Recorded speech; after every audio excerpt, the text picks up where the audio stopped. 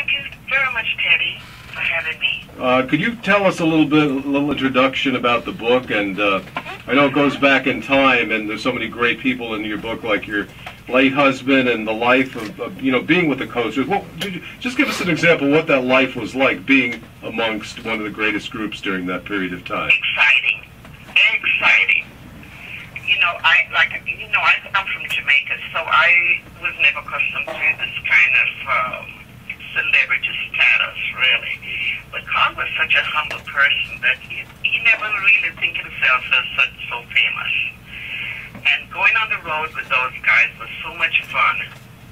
They made me laugh. They were a bunch of clowns. And, we would stop in places, and people would ask them, "Oh, come on, sing." And Carl would say, "No, we sing for money." He was so funny. Yes, but it was exciting being on the road with the guys. I'll be honest with you, I've never experienced anything like this, and I would miss it for anything. I'm glad I did meet Carl and was able to do the things that I did with the Coasters. And I want to take this time to introduce Benny King right here in the studio. And it's a pleasure to have you, Benny King, right here on WPAT. Yeah, great guy. That's my buddy. Yes, I'm your buddy for life, you know that. Yeah.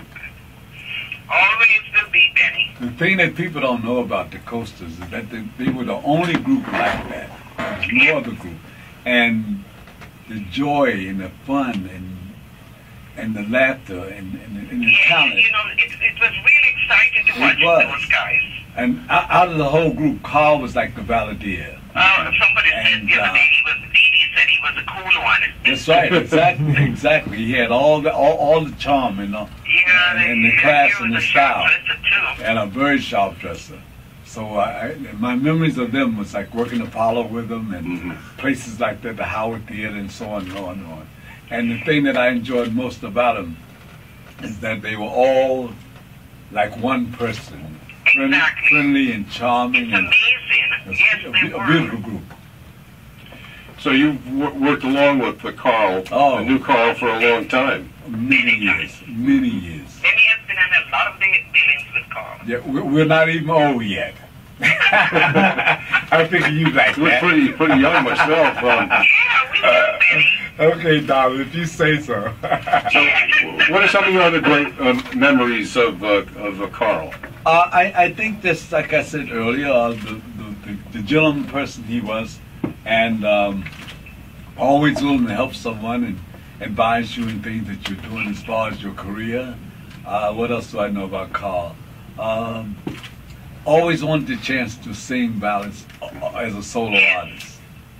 And I knew he would have done well doing that as well. Well, he did have an album come out, Right. The Coasters One by One that Lee once stole about. Exactly. And like I said, Benny, sometimes you never get what you want in life. That's and true. Sometimes I think Carl was very frustrated that he really didn't become a pop singer like he wanted. Right. The first vocal group to be in the Hall of Fame as well. Yes. Just amazing, and I happen to like your wedding picture you have with Carl. Oh, thank you very much. It's a nice picture.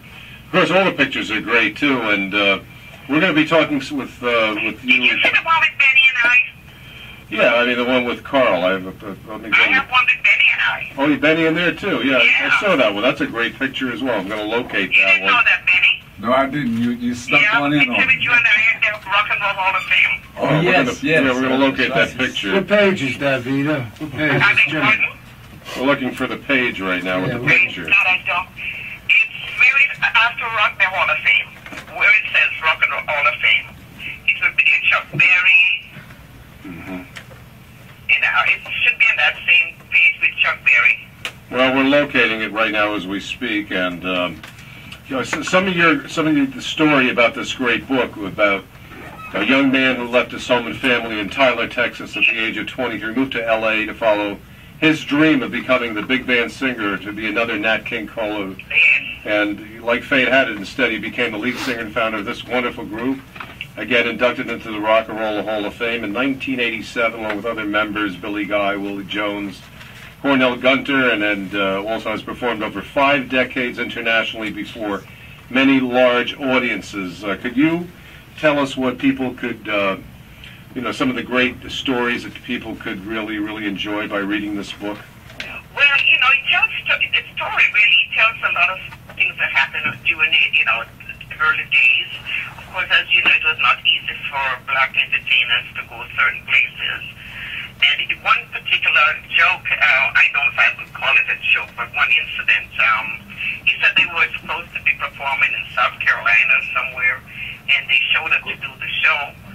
And the guy said, the coasters are white. And he says, no, the coasters are not white. They're black. This is us. This is our picture. Man said, get the hell out of here. And they started off. They just said, come on, guys, let's leave. And they left and went back to New York. Then I didn't hire them.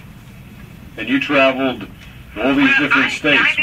I didn't know Carl in the early days because I met Carl in 1985, actually. Mm-hmm. We lived in the same building in Mount Vernon. And I was even aware of who he was because he was very low-key and very shy, which a lot of people find that very hard to believe. But Carl was very, very shy. And we occasionally would pass in the lobby in the building and, say hi or something. I didn't know his name or anything. And then eventually, for some reason, I was introduced to him by his ex-girlfriend because she was leaving to go back to Canada. And he and I just became, platonic friends, watching boxing together. Until it eventually evolved into a romantic affair. And then the next is history. That's terrific. We're going to play some great music for this hour and dedicate it to Carl Gardner. And then when we come back, we'll be talking with you and Benny King about some of the great memories of Carl. And it's a wonderful book. Everybody can find this book online, I believe, in all the bookstores, right? Or they can go to authorhouse.com. Authorhouse.com. Carl Gardner, Yakety Yak, I Fought Back. So it was a real fight, huh? Well, he went through cancer. He had cancer in 1993. And that was a battle because the doctors said that they didn't think he was going to make it because where his cancer was located, it was inoperable. Mm-hmm. It was behind the palate. And the doctor said he has never had a patient with that kind of cancer that survived. So it was a miracle that he survived and went back to sing for years until he had a stroke in 2005. Let's play some great music right here on WPAT in memory of Carl with Teddy Smith and Bob O'Brien. I saw her standing on the corner, a yellow ribbon in her hair. I couldn't keep myself from shouting, look at there. Look at there. You look at there. Look at there. Love